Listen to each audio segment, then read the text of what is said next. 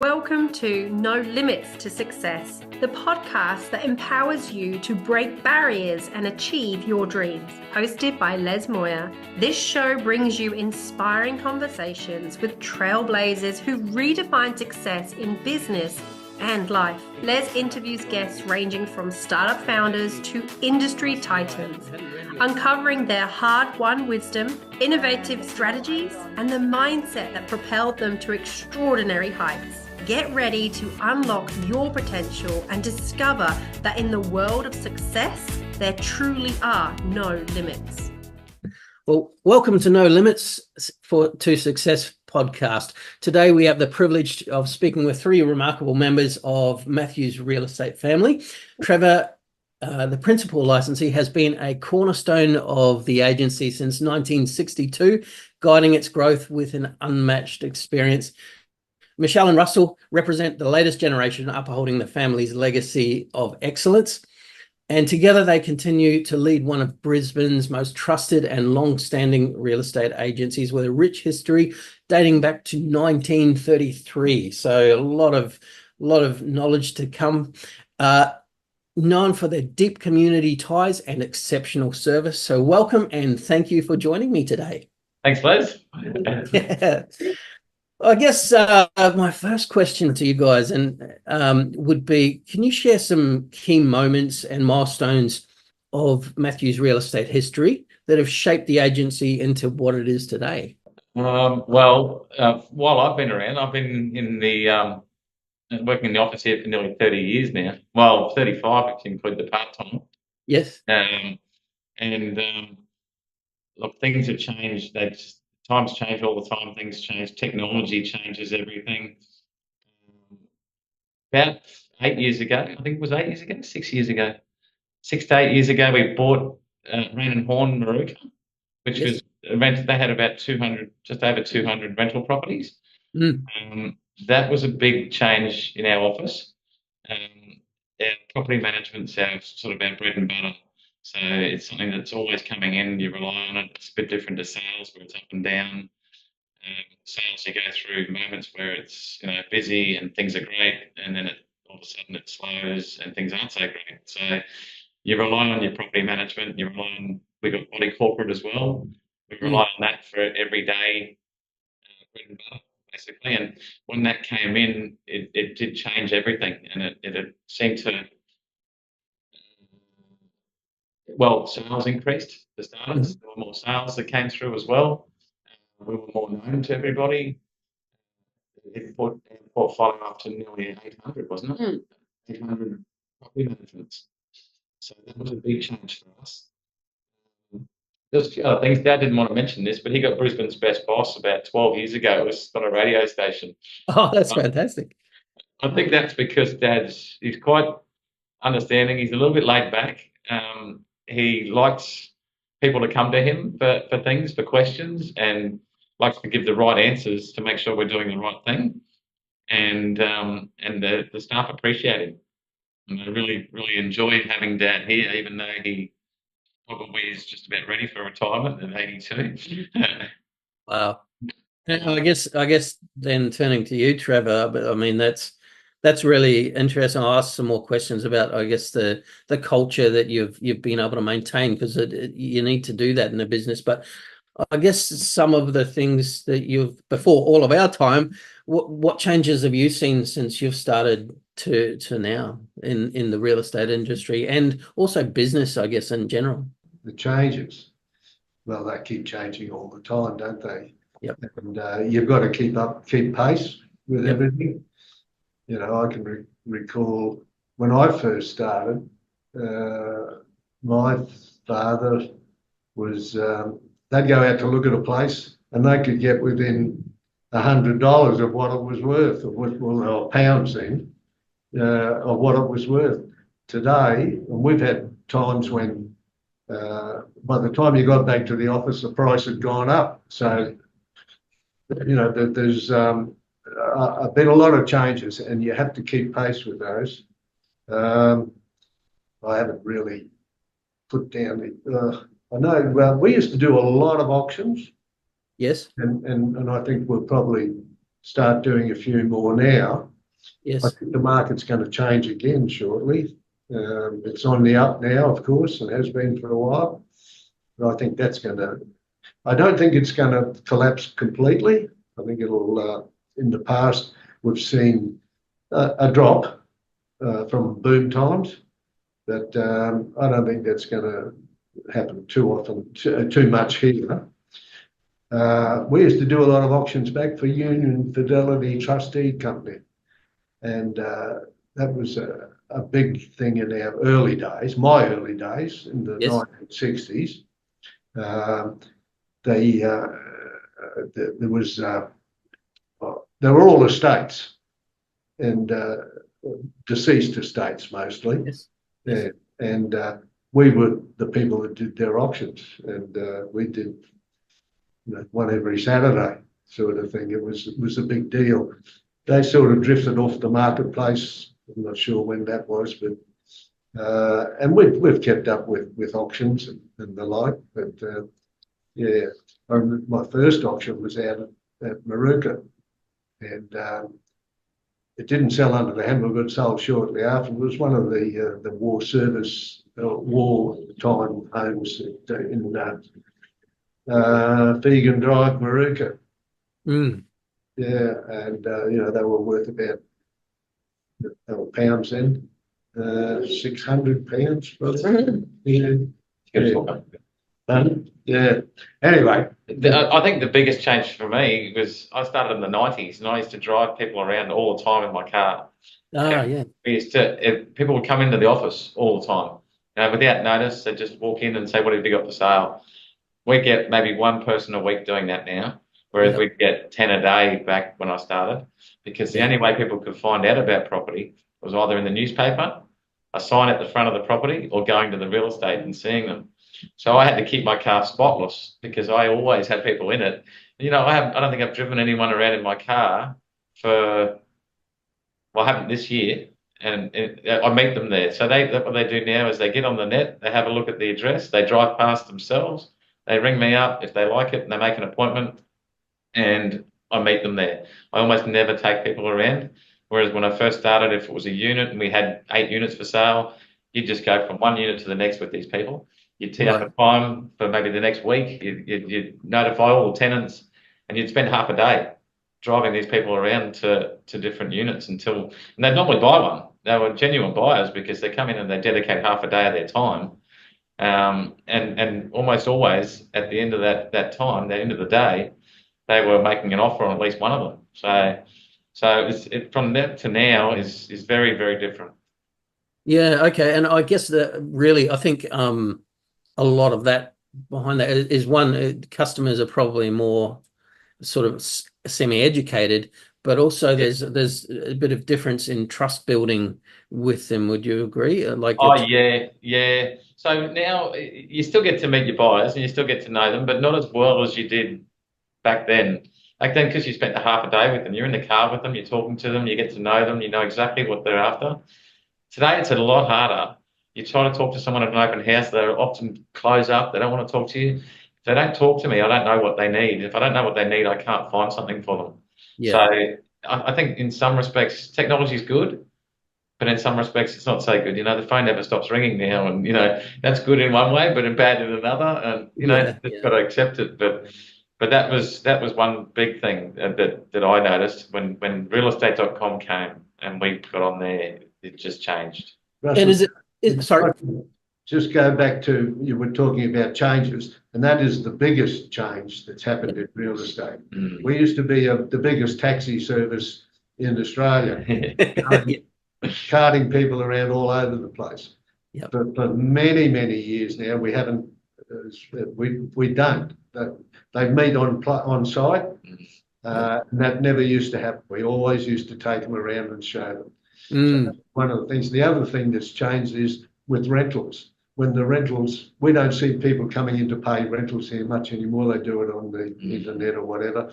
But in the early days, I used to go all over the place picking up rentals. Every Friday was a rental collection day. And I'd go and we had a lot of good clients on the north side of Brisbane. So it started about 8:30, 8 o'clock, 8:30, and I'd finish about midday after going to probably 20 or 30 different places collecting rent. We used to go and collect it, didn't it? To save them coming to the office. So it's the same thing. You got to know your tenants well too. Yes, So build Dad's brother relationships. worked here for 50 odd years, and he knew every tenant. He knew all Yes. of them. He knew all about them. He'd chat to them. They'd come in and they'd have a chat, and that doesn't happen anymore. Oh, I don't know. It still does happen a little bit. Well, I it guess- does happen, but not like it did. I guess there's more of a you have to think about building those relationships more than it's just a natural thing. Oh, and Michelle, I guess you're probably more along that side with the rentals and the back office sort of stuff. So I guess your perspective on the changes over those years. Yeah, look, I think one of the other major turning points for us is when we started our body corporate business. Yes. So it started organically in 1982. I don't know the backstory as to why it started, but we managed so many units around town that it seemed a natural progression. So that business started with a few hundred lots, I suspect. 90, I thought. Started with one. Well, you'll start with And we one. still do Yeah, you always got to start with one. Yeah. Yeah. we still do the management of it, and we've never gone looking for it. It's always just Right. come to us. So the portfolio now has about 5,500 lots in it over a number of buildings, mostly around our geographic location, so they're easy to service for contractors and the like. But that's been a big part of our business now. It's doubled the size of it, and we work really hard behind the scenes to stay relevant and competitive in the marketplace with the body corporate side of things. And we're always looking at ways of restructuring. So it's such a niche service. There's a lot of people understand real estate, but a lot of people don't understand body corporate management. So it's an education for our owners. And it's also an education in the marketplace, finding the right people to work the job, because you don't need a certain qualification just yet. I think times will come shortly where you will, but right now you don't need a qualification.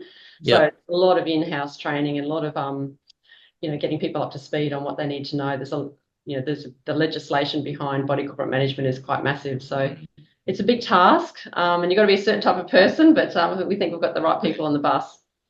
Well, I think that leads me again to Russell was actually telling me most of your staff have been with you for a long time, and we have this catchphrase now where we talk about culture, but obviously that's just been ingrained over the lifetime. So to be able to maintain your staff, is there anything that you do in particular that I guess people starting out could learn from, the basics, or how you think about it? But it's probably natural for you guys, but that's what people have to learn when they're building a culture or a baseline of stuff. How would you say you look at it? I don't think there's a golden answer, but we did actually sit down and reflect on what our values are, and we went over that last year and came up with some that are really us. And now that we've got them in the forefront of our minds, we use them all the time to make decisions.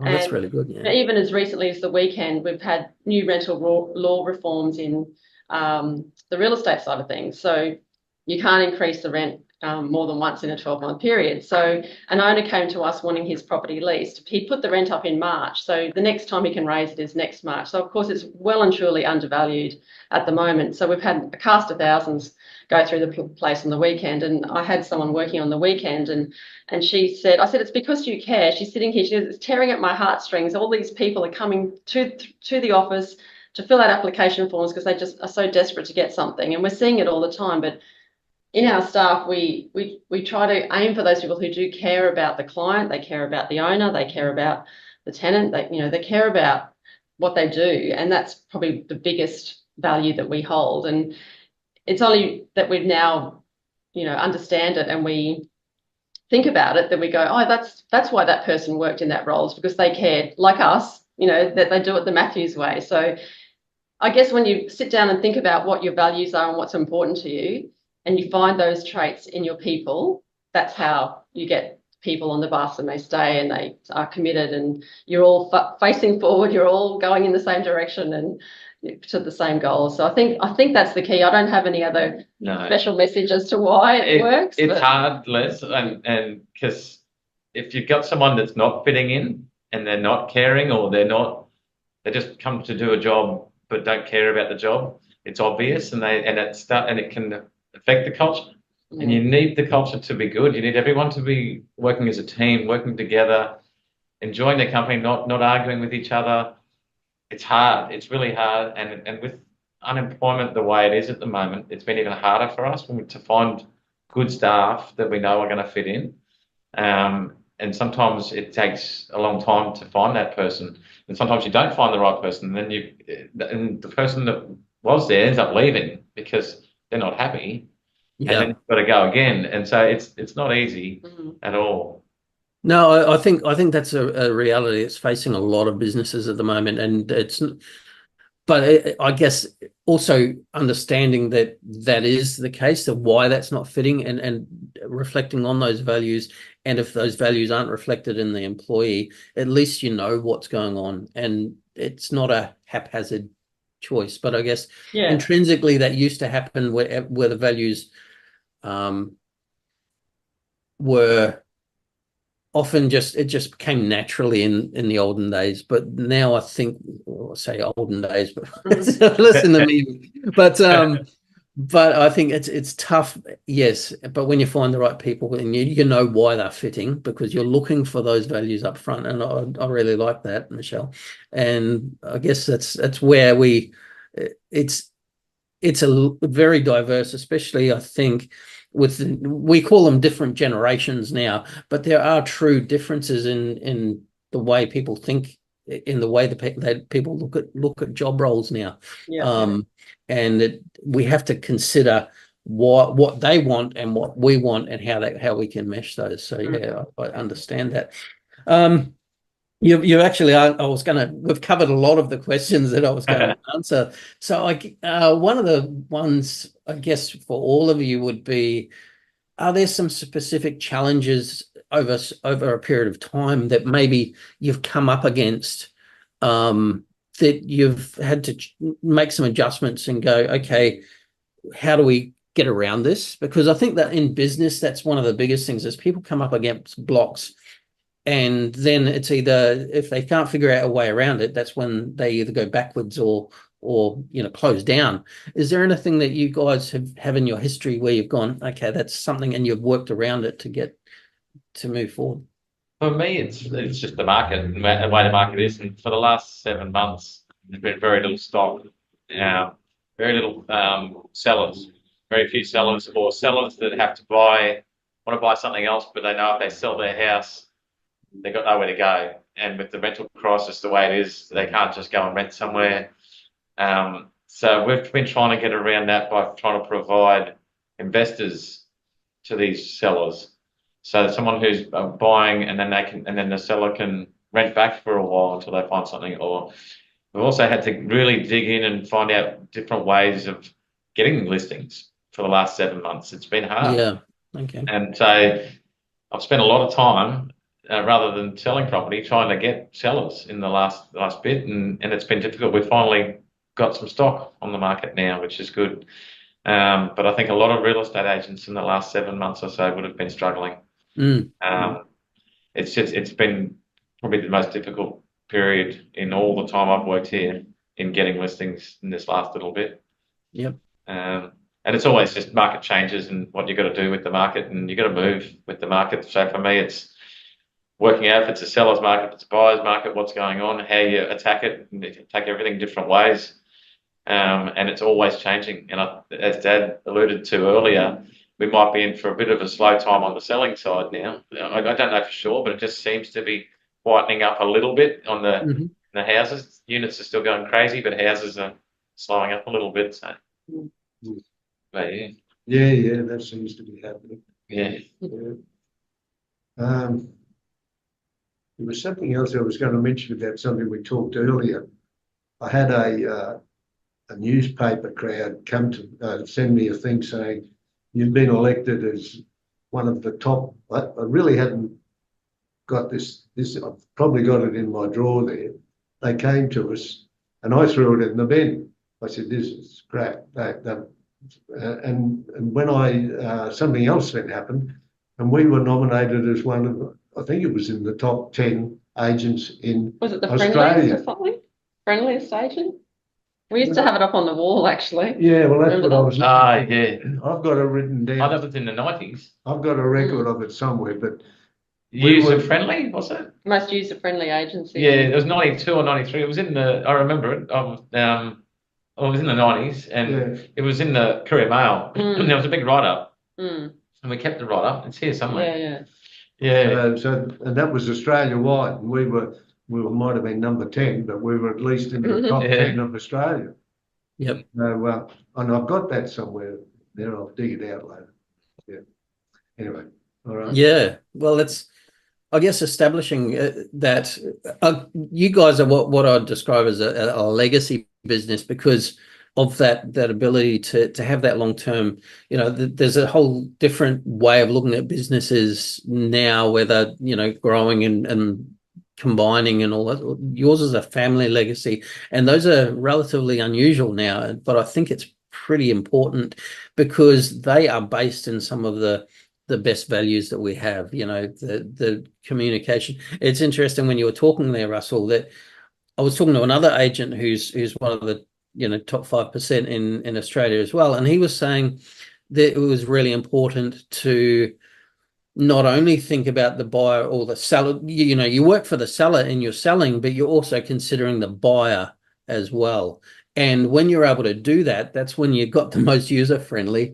Yeah. You know, so when you're combining it and considering everything, because I really believe business as underlying it, sometimes we think a lot about processes, we think a lot about what we're doing, but it's always person to person. I think really what you're delivering and how you're making their lives better is actually what we deliver in different ways in business. And you guys just deliver that in multiple aspects in the real estate game that outshine, and clearly you've long-term been able to deliver that for people. So yeah, I guess you can see that, like you guys are looking at the horizon and going, okay, there's changes coming up. I guess what would you, adaptability to things like that, how would you, you know, for example, rentals, how would you say that you look at challenges when you perceive them? Do you get together and how do you address challenges when they come up? Well, we've had any number of challenges with the rental law reforms in the past, it's not 2 years now. Some of them we've been given a little bit of notice, and others are pretty much when the decision has been made and we've just got to react. So I've got a great team leader and I've got a fantastic team in the rentals division, and I usually would probably get 2 people on it straight away, and then they will filter it to the rest of the group. So and we rely heavily on our professional body, the REIQ, as well, because they're excellent at providing support and really navigating everyone through these. So we have to hit it head on. There's no point just going, oh, it'll be all right, we'll worry about that when we get to it. We can't do that in this industry. So we have to, because sometimes the decision you make about a lease renewal now might be the wrong one, and then it's really hard to backtrack and cover your tracks down the road when you realise you've made a mistake. So you've just got to get it right at the outset and just battle on through. Yeah. I like to have meetings, but I agree with her. Like meeting up with all the team in the different, like, sales or rentals or body corporate, and keeping everyone up to date with everything and having those meetings is pretty important. We didn't do that so much before Michelle got here, but since she's been here, she's been implementing that, and I think it's been a really good thing. I think that's something that the businesses need to do. They need to have these meetings with everybody that's involved in them, so that everyone understands what's going on together. Yeah, that's all important. A bit of bonding as well is important as well. So we have the Christmas party at the end of the year, and that's always good. And we do a few things during the year as well, like we go to the park for lunch sometimes, and I think there's one of those coming up. Do different things. We've got Melbourne Cup Day, these little things that we do, and that's important as well. Perfect. I hear that, like, just with that, it sounds like there's a little bit of differences in how you look at things as the leaders of the business. I've found myself that for me, although it's just one of me and I've got staff, I've actually hired people who intentionally who are different than the way looked at things differently the way I do it. Do you find that helps when you've got, I guess, not just yes people or that you've got complementary people who look at things differently and bring in different aspects? How would you say that works for you guys? Yeah, look, we've had the help of a business advisor in the last 12 to 18 months, mostly on the HR. Because Yes. we're about size, like where do you get a HR person? Because there's always something going on with staff. Or do you just try and work it out yourself? So we've got a HR consultant who's also a business advisor, and she's been great because we've also, with that program, she's introduced us all to our personality types. Yes. Because, we can be a bit headstrong, I guess, sometimes, but we need to open our minds to how others operate and function. And not every role needs the same kind of person. Leasing needs a different person, and sales needs a different kind of personality type. So what we've done is we've laid out everyone's personality type so that, for me, I'm a J, so I like things nice and neat and orderly, but I've got a lot of P's around me. They're my complete opposite. And they're the ones who've got stuff all over their desk and they're, disorganized in my view, but they're not. They're probably quite organized. So we take the time to look at everyone else's personality types and understand each other a bit better. And it was really good. There's a lot of light bulb moments for a lot of staff. But it was also good to get into our teams of our opposites and go, okay, well, that's why you do that. And that's why you do that. I understand you now. So we've made a conscious effort to do that over the last 12 months, most definitely. So it's been good. Oh, that's brilliant. Yeah, that's brilliant to hear. I really believe in, first of all, understanding how you operate is important and how that reflects with other people. I'm, coaching myself, but I also have coaches and also understanding how other people operate in my team. It definitely how you can utilize their skills better and 100%. and understand where they're coming from. Like you said, does something that desk is messy, but then you understand that if they think differently and they act differently, then it works together really well. Yeah. And you can go, well, am I trying to get them to do something that doesn't really suit their personality? It works for me, but it's not necessarily working for them. Yeah, I love that. That's great. And you guys bringing in coaching or consultants, it makes a difference, and you step up to that next level. Yeah. Love it. That's awesome. That's been good. Yeah. Yep. Yeah, it's brilliant. Well, guys, thank you very much. I am very aware of your time. I really appreciate the contribution. You guys are a brilliant legacy, oldest real estate agent not oldest, the longest serving real estate agent in Brisbane. Keep it up. Love it. Yeah, thanks, mate. We appreciate you and your time. Thank you for sharing.